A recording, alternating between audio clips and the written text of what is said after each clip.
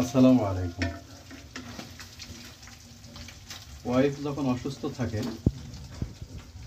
তখন বাধ্যতামূলকভাবেই রান্না করা লাগে।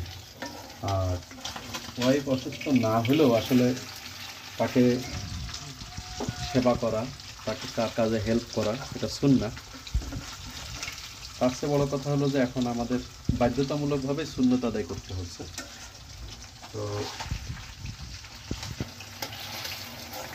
আজকে আমি, আপনাদের লোভ লাগে কিনা জানি না, আজকে আমি রান্না করছি শিং মাছ দিয়ে মিষ্টি কুমড়ো দিয়ে। শিং মাছ দিয়ে মিষ্টি কুমড়ো দিয়ে এটা ভুনা হবে।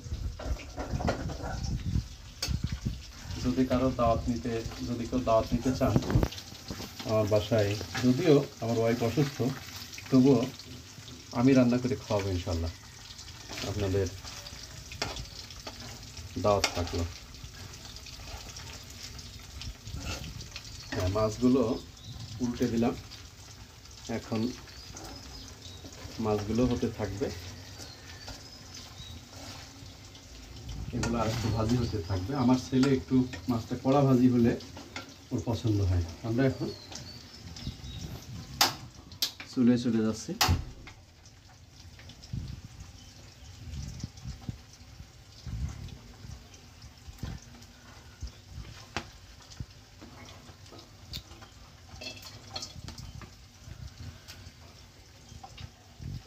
কড়াইটা একটু তেতে নিক।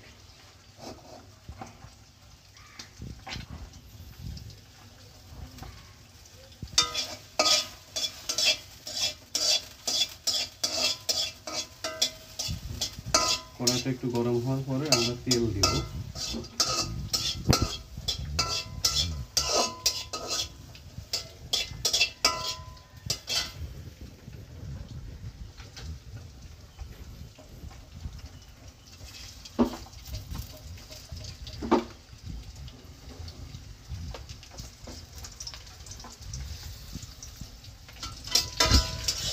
মরিচ,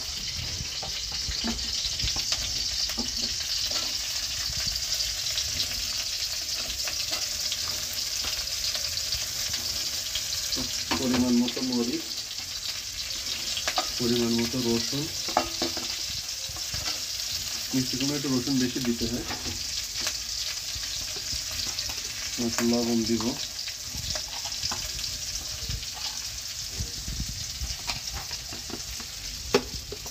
একটু জিরা দিব। আসলে রান্না একটা শখেরও বিষয়, আমরা প্রায়ই রান্না করি, তবে এখন অবশ্য বাধ্যতামূলকভাবেই রান্না করছি। হলুদটা একটু পরেই দিই, একটু নেড়ে দিই।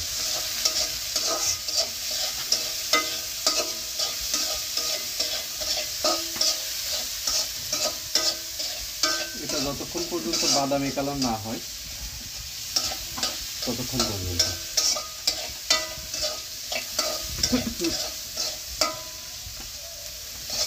ধন্যবাদ বন্ধুরা। আমি একটু পরে এর মধ্যে মিষ্টি কুমড়ো দিয়ে দেবো এবং তারপরে মাছ যেটা ভাজি করতেছি সেটা দিয়ে দেবো।